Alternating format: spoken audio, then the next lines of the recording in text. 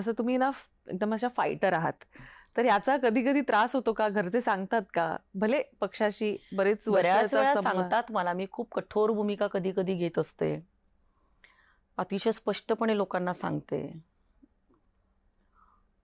परखड पद्धतीने सांगते आणि काही तर अशा भूमिका घेते की काही लोकांना अंगावर घेण्याचीच कामं करते. तर मुलं सांगतात ना, तर की तू तुझा बंदोबस्त वाढव जरा, तू बाहेर पडते, आम्हाला भीती वाटते अशी तू करते. मध्यंतरी तर मला मोठा पोलीस बंदोबस्त होता.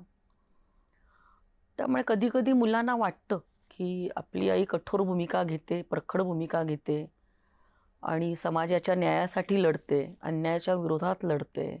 काही वेळा मी दुश्मन करून घेते माझ्या मनामध्ये नसतं. मी खरंय. कुठल्याही व्यक्तीच्या विरोधात नाही, मी हे तुला सांगते. कुठल्याही व्यक्तीच्या विरोधात नाही.